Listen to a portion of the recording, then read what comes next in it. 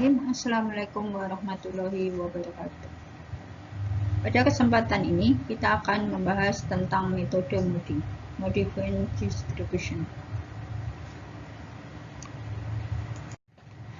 Metode Modi merupakan perkembangan dari metode Stepping Stone. Pengembangan metode Modi dalam menentukan segi empat yang kosong bisa mengurangi biaya dilakukan dengan prosedur yang lebih pasti dan tepat, serta metode ini dapat mencapai optimal lebih cepat.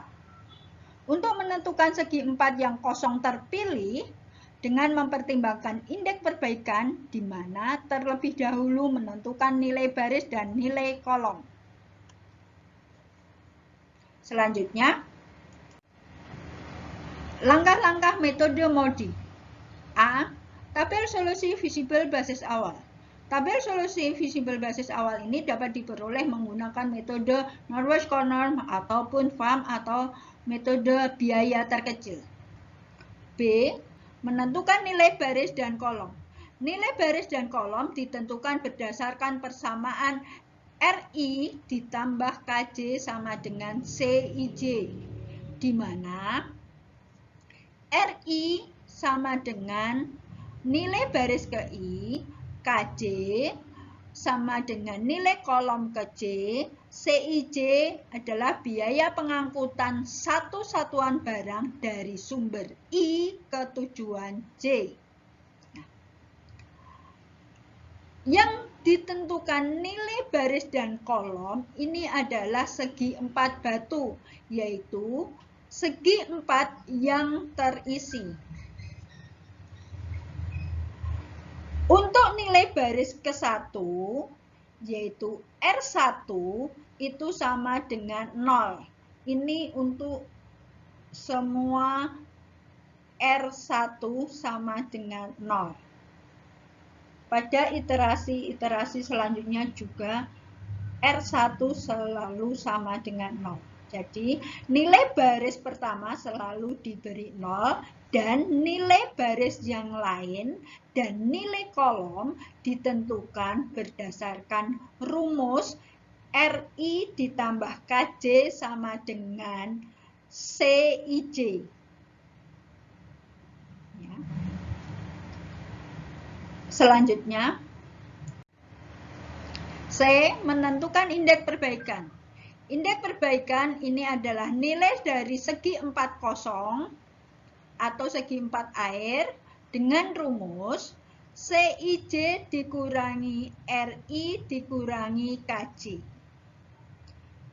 Kalau tadi untuk menentukan nilai baris dan nilai kolom itu adalah segi 4 yang isi, kalau indeks perbaikan itu adalah segi 4 yang kosong.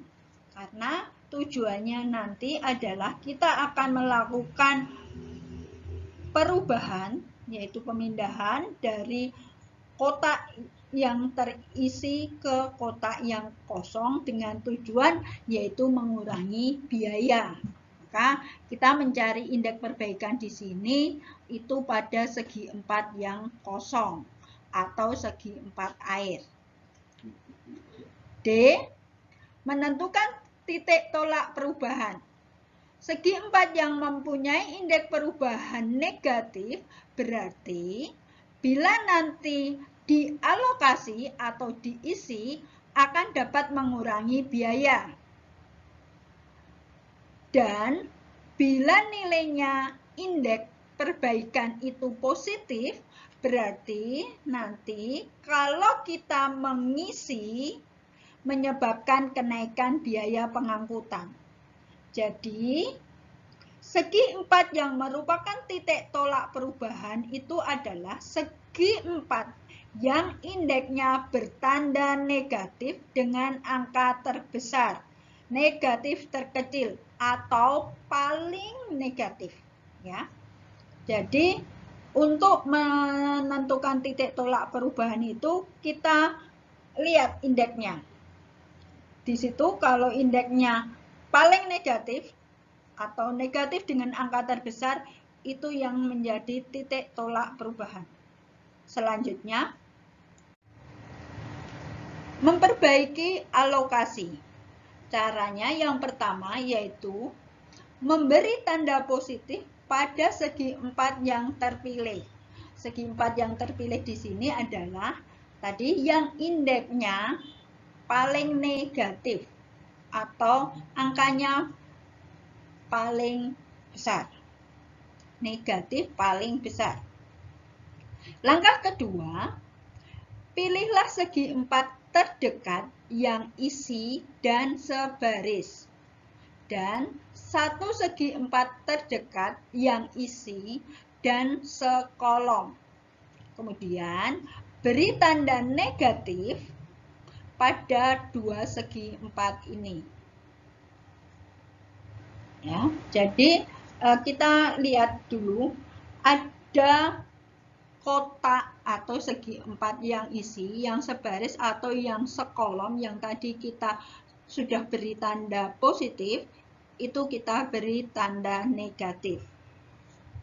Langkah selanjutnya, pilih segi 4 yang sebaris dan sekolom dengan dua segi 4 yang bertanda negatif tadi. Berilah segi 4 ini dengan tanda positif. Jadi bentuknya nanti itu harusnya itu adalah segi 4. Selanjutnya nanti kita akan mengalokasikan dari segi 4 yang bertanda negatif ke yang bertanda positif. Itu banyaknya isi terkecil dari segi 4 yang bertanda negatif. Ya. Banyaknya itu dilihat, kan tadi yang tanda negatif itu ada 2. Maka yang kita alokasikan jumlahnya itu tergantung mana yang isinya paling kecil. Jadi yang paling kecil bisa kita pindahkan ke yang bertanda positif. Selanjutnya, kalau sudah itu, yaitu kita lihat apakah ini sudah optimal atau belum. Bila sudah tidak ada yang indeksnya negatif, nanti ini udah optimal. Jadi kalau sudah kita alokasikan tadi, kita cari lagi indeks. Jadi berarti mulai lagi ke langkah B, terus ke langkah C, yaitu mencari indeks perbaikan. Nah, kalau indeks perbaikannya ini sudah tidak ada yang negatif, maka ini sudah optimal, iterasi selesai. Tetapi kalau masih ada yang negatif, kita kembali lagi mengulang ke langkah B lagi. Jadi nilai baris dan nilai kolom setiap iterasi itu akan berubah, ya. Tolong diperhatikan. Jadi nilai baris dan nilai kolom setiap iterasi akan berubah. Jadi pada iterasi pertama mungkin nilai baris kedua itu 5. Nah, pada iterasi kedua itu bisa berubah. Yang tetap itu hanya pada baris pertama. Nilai baris pertama itu selalu 0. Gitu ya. Nah, kalau sudah kita lihat indeksnya semua positif, tidak ada yang negatif, maka iterasi selesai. Langkah-langkahnya sudah jelas. Selanjutnya kita ke contoh.